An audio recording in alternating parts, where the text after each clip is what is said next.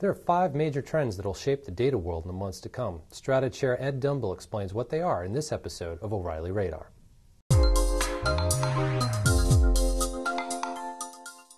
So Ed, you had a piece recently on Radar where you were talking about 5 big data predictions for 2012. What I'd love to do is kind of expand on some of those if we could. Sure. The first one you led off with a prediction about more powerful and expressive tools for analysis. I had 2 questions in that regard. First, what are those tools? And second, why are they going to be so important in the months ahead? Well, I think the background with a lot of big data tools right now is that it's quite complicated to set up the analyses. If you're looking particularly at Hadoop, it requires a certain amount of programming expertise. And what powerful means, particularly in computing, is simple. It means being able to write less and do more. So rather than thinking this is a horsepower thing, we're trying to move analysis to a point where you can concisely express the calculations and the computations that you want to do without having to do a lot of boilerplate work and so on. So as Hadoop matures, these are the kind of tools that vendors and open source are coming up with right now to enable you to write less. You even see this in programming languages.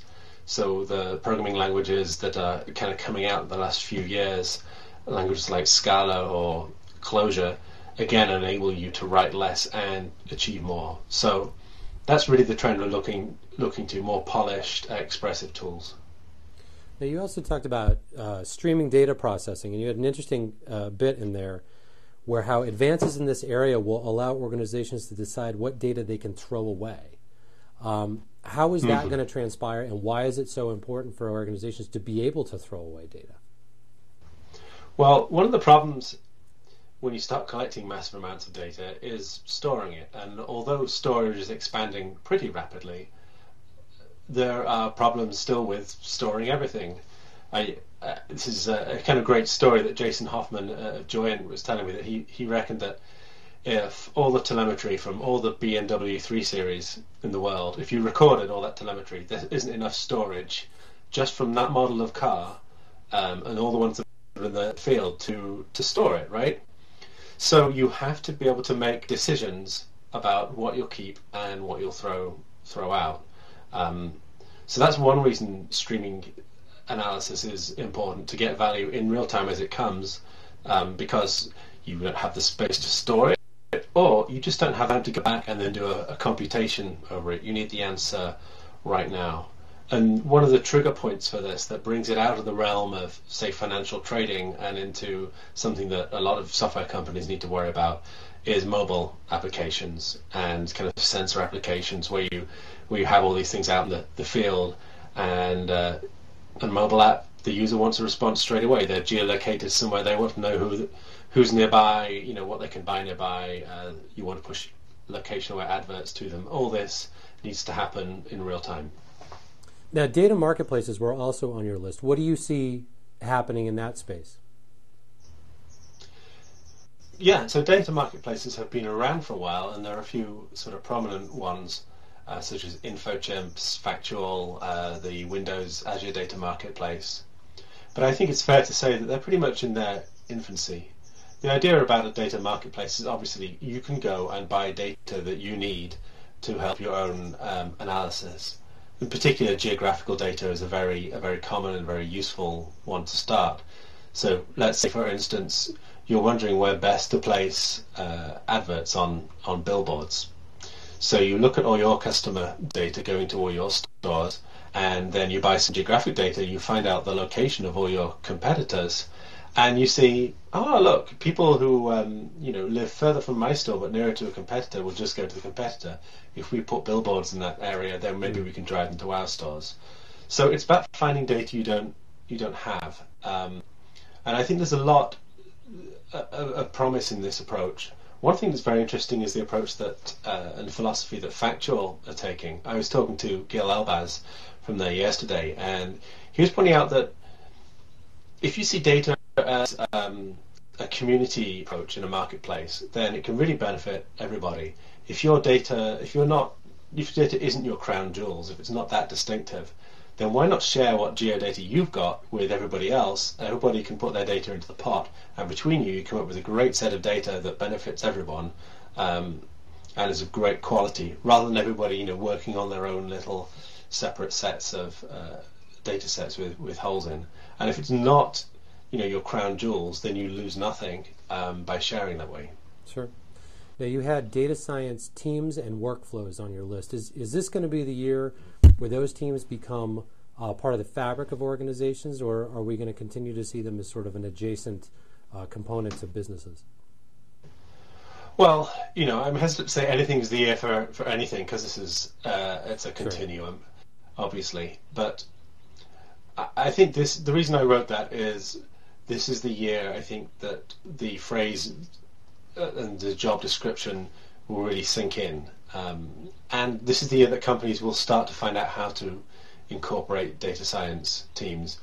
And one of the interesting things about this is that to really leverage data science teams, the organization around them as well needs to be sort of sympathetic and willing to hear and willing to use what they do. It's a very different approach to just say, let's generate a report every month that shows the direction of some sales or something like that. This is an entrepreneurial, investigative approach to data. It can cut across the activities and data silos of whole companies and can be kind of counterintuitive. So as usual, there'll be a continuum as well of how successful people are. But if you can look to some of the pioneering companies like sort of LinkedIn and Facebook, how they're actually very oriented, the whole company is oriented around the data science work that's going on there. Now, finally, you had a very intriguing line at the end of your post, which was, I've repeatedly heard from data scientists about what they want most, people who know how to create visualizations. Can you expand on that a little bit? What are the skill sets that those visualization creators need, and why do data scientists need those visualizations so much? Sure. So you've heard in telephony, right, about the last mile problem. You've got your internet carriers, and then the last mile is like your AT&T or whoever runs the copper or the fiber to the individual houses. Visualization is like the last mile for data science. Unless you can bridge that sort of input-output gap between the computer and the human mind, then you're not really getting value out of your analytics or your investigations. This is why visualization is so crucial. And you can see where getting that message across is important has led to a lot of pioneering work in data journalism and in the journalism field. And a lot of the skills that they're honing there, those kind of storytelling skills and appropriate use of visual media are going to be the key ones. There's also two things to notice about visualization.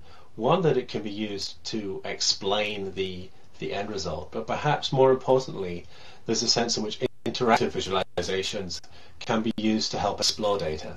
And what we really want in organizations is for as many people as possible to get that intuitive sense, that fingertip feel for data that you get when you work with it day in, day out. And if you're not the kind of person who's doing that in a spreadsheet or with, code, then interactive visualizations and tools that data scientists can create are the best way of getting there. So, Strata California coming up in just a few weeks at this point now. Mm-hmm. What's new this time around? Well, there's a whole bunch that's new. The most exciting thing, I think, is that we're expanding the conference. Hadoop has been a topic, obviously, in high profile the last few years.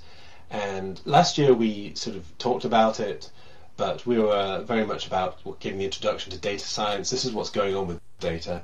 Well, this year we have a lot of practitioners, people who've moved on, and so we're giving Hadoop a lot more prominence with a couple of tracks dedicated to Hadoop technical content, alongside our strategic, our data science content, our business content as well.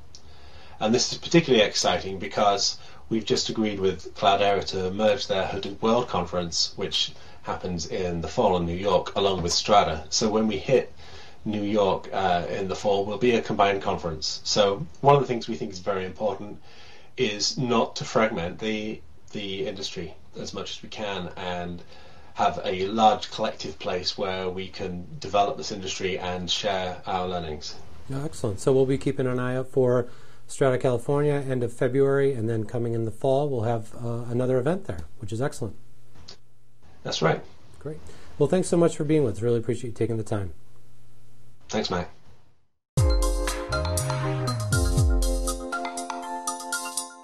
Coming up next, we take a look at top stories published across O'Reilly's platforms. For now, legislators have backed off of the Stop Online Piracy Act and the Protect IP Act, but the friction between media companies and online piracy persists. In his piece, SOPA and PIPA are bad industrial policy, Tim O'Reilly explains why these efforts, and those sure to emerge down the road, hold back innovative business models that grow the overall market. It's the hot trend in software right now, but what does big data mean and how can you exploit it?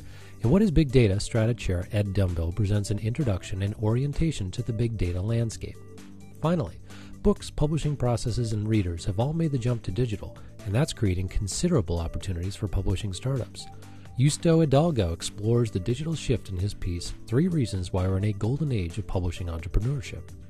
As always, links to these stories and other resources mentioned during this episode are available at radar.o'reilly.com/show. At the 2011 Tools of Change for Publishing Conference, I had a chance to interview Wired's Kevin Kelly about 2 topics that continue to play big roles in the content world, the freemium model and digital rights management. As you'll see in the following video, Kelly has a unique long-view perspective on both of these issues. Do people confuse free and freemium? Yes, I think the idea of free is the idea that everything is free, that there's only free, that's the only option. I like to think about it as the zero price point, so that there's one option of something being free, and there's many, many other options where things cost. That would be freemium, which is that you have one price at free and many other tiering levels of entry or purchase prices besides free. Okay. Now, using free as a way of getting attention, getting publicity, what do people need to do after that? They need to sort of close the loop on this, right? In my view, I think free is a bottom state that's always going to be there. So no matter what you're doing, someone somewhere will have the zero price option. Doesn't mean you have to have the zero price option, but it means that you have to certainly compete in that world of zero price. And if there is a zero price, it's usually because copies have less value. Copies of things are going to be copied. So what I like to think about is ways in which you can make value to add to the free. So the free is sort of the vehicle at the bottom that's free, not valuable, but we want to add value in other ways, and I'm suggesting that we add value in ways that can't be copied. So it's in the generatives, the experience, the contextual things around and built upon the free copies that actually has the value where you can get money. I see. So last question I have for you. Is DRM and its demise, is it sort of inevitable? Will we get past the point where we try to keep locking down content, particularly the type of content that can be easily copied? So I think the desire and even the possibilities of having rights managed is not something that will go away. I think we'll constantly try this, and there are ways in ways we can construct systems where we can actually try to enforce that. But we have to understand it's going to be enforced or made to happen on top of this free circulation, this super distribution of free stuff, which at that level cannot be protected, cannot be managed. And so every time we make a new technology, there's a chance at that moment to kind of impose some restrictions on it. And so I think this will be constantly being reinvented, and we'll try it again and again, and somewhat successfully. But at the bottom, where things are circulating for free and the copies are made very easily, there's no hope of really instituting it there. But we're always making new things, and so there's always going to be another chance to try and do it and to manage it for a short while before it becomes free. Interesting. Well, thank you very much for being with us. My pleasure. Oh, I forgot. Just a reminder that episodes of O'Reilly Radar are always available at youtube.com/O'Reilly Media, and you can subscribe to episodes through iTunes. All links and resources mentioned during this episode are available at radar.o'reilly.com/show. That's all we have for this episode. Thanks for joining us, and we'll see you again soon.